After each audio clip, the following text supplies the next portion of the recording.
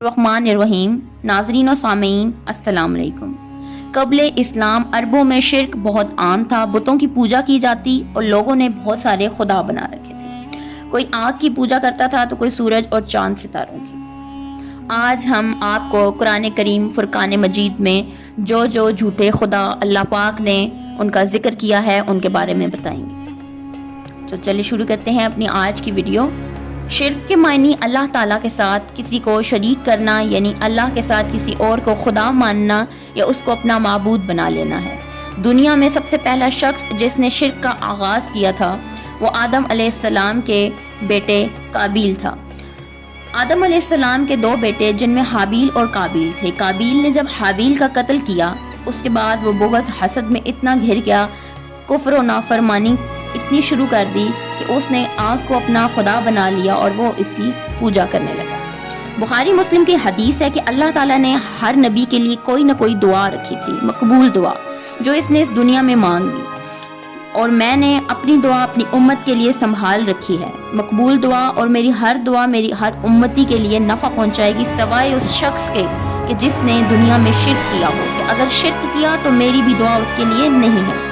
اللہ کے حضور سب سے حساس معاملہ شرک کا ہے۔ وہ 9 جھوٹے خدا جن کا تذکرہ قرآن کریم فرقان مجید میں ہے، ان میں سے 5 بت ایسے ہیں جو کہ حضرت موسیٰ علیہ السلام کی قوم میں پوجے جاتے تھے، اور یہ 5 نوح علیہ السلام کی قوم کے نیک لوگ تھے۔ جب ان کی موت ہو گئی تو شیطان نے ان کے دل میں وسوسہ ڈالا کہ اپنی مجلسوں میں جہاں وہ لوگ بیٹھتے تھے ان کے بت قائم کر لو اور ان بتوں کے نام اپنے ان نیک لوگوں کے نام پر رکھ لو۔ چنانچہ لوگوں نے ایسا ہی کیا۔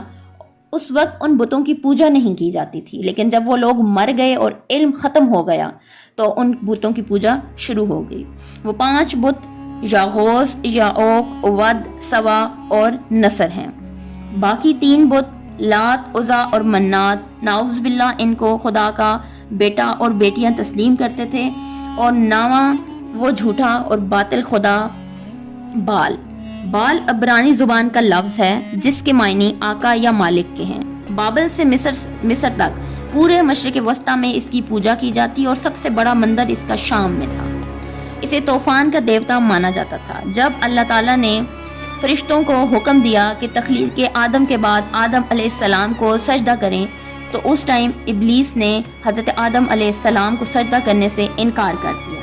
اس انکار میں ابلیس کے ساتھ دینے والے اور بھی شیاطین موجود تھے جن میں یہ بال بھی شامل تھا، اور یہ ابلیس کی طرح اللہ کے بندوں کو سیدھے راستے سے بھٹکانے کے لیے تھا۔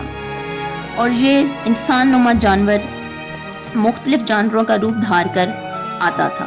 یہ بیل کا روپ اختیار کر لیتا تھا، یہ بلی نما بن جاتا تھا، جس کی وجہ سے لوگ اسے پوجتے، اور اس کے پاس شیاطین کا 1000 کا گروپ موجود تھا، اور اس نے قوم نوح کو بہت گمراہ کیا۔ سوا بنی حزیل کا بت تھا۔ عرب میں اسے حزل بن مطلق نے تعمیر کیا۔ قوم نوح نے اس کو ایک عورت کی شکل دی ہوئی تھی جو حسن و جمال کی دیوی تھی، قبیلہ حنزل کی دیوی تھی۔ عمرو بن الیاس نے اس بت کو منہدم کر کے اس بت کے شرک و کفر کو ختم کیا۔ نصر حمیر کا بت تھا جو ذوالقلاء کی آل میں سے تھے، اور اس کی شکل انہوں نے گدھ کی سی بنائی ہوئی تھی۔ کیونکہ گدھ کی عمر لمبی ہوتی ہے اسے نظر کا دیوتا مانا جاتا تھا۔ ود یہ بنی کلب کا بت تھا، اسے محبت، عشق اور دوستی کا دیوتا مانا جاتا۔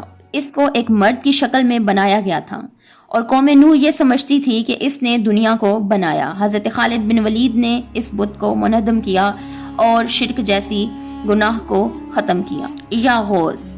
یاغوث یعنی مرات کا بت۔ مرات کی شاخ بنی غدیف کا جو وادی اجواف میں قوم سبا کے پاس رہتے۔ حضرت ادریس علیہ السلام کے دور میں یہ ان 5 لوگوں میں سے تھا جو اپنی قوم میں تقوی اور پرہیزگاری کی وجہ سے مشہور تھے۔ ان کی قوم نے ان کی عقیدت کی وجہ سے ان کے بت بنا رکھے تھے۔ یہ گھوڑے کی شکل کا تھا، اسے مدد اور حاجت رواں سمجھا جاتا، کہیں شیر اور کہیں گھوڑے کی شکل میں اس کا بت تعمیر کیا گیا۔ یاعوق سورہ نوح میں باقی 4 باطل دیوتاؤں کے ساتھ اس جھوٹے خدا کا بھی ذکر کیا گیا۔ یہ بنی ہمدان کا بت تھا، اسے دشمن اور مصیبتوں کو روکنے والا دیوتا مانا جاتا۔ یہ بھی گھوڑے اور شیر کی شکل میں بنایا گیا، اسے رفتار کا دیوتا بھی مانا جاتا تھا۔ عرب میں ظہور اسلام سے پہلے اس کی بہت عبادت کی جاتی تھی۔ لات، منات اور عزا۔ لات مربع شکل میں تھا اور اس پر غلاف چڑھایا جاتا تھا۔ یہ اہل طائف کا بت تھا۔ یہ سفید پتھروں سے بنا ہوا تھا۔ اصل میں یہ ایک شخص تھا جو حاجیوں کو ستو گھول کر پلاتا تھا۔ جب وہ شخص مر گیا تو لوگوں نے اس کی عقیدت اور اس کی اچھے اخلاق کی وجہ سے اس کا وہاں پہ بت تعمیر کر دیا، لیکن چونکہ لوگوں میں علم ختم ہو گیا تو لوگوں نے آہستہ آہستہ اس کی پوجا کرنا شروع کر دی اور اس طرح اسے اپنا خدا بنا لیا۔ منات کو خدا کی بیٹی تسلیم کیا جاتا ہے، نعوذ باللہ۔ موت اور تقدیر کا مالک سمجھا جاتا تھا اور لوگ اس کا حج کرتے تھے۔ تمام عرب اس کی عبادت کرتے۔ اوس اور خزرج کے لوگ اس کو بہت مانتے اور اپنا احرام اسی کے پاس آ کر اتارا کرتے تھے۔ عزا عرب کے مشہور قبائل میں یہ ایک نیک اور شریف لڑکی تھی۔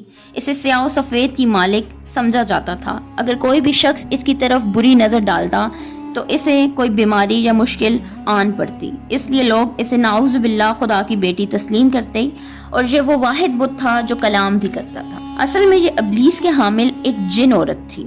فتح مکہ کے بعد جب نبی اکرم صلی اللہ علیہ وآلہ وسلم نے حضرت خالد بن ولید کو اس بت کو منہدم کرنے کے لیے بھیجا تو جب وہ اس بت کے قریب پہنچے تو انہوں نے دیکھا کہ ایک سیاہ، سفید، گندی، برہنہ اور لمبے بالوں والی ایک عورت ان کے سامنے ظاہر ہوئی، لیکن حضرت خالد بن ولید نے اپنی تلوار کے ایک ہی وار سے اس عورت کے 2 ٹکڑے کر کے اس بت کو ختم کر کے شرک اور پرستی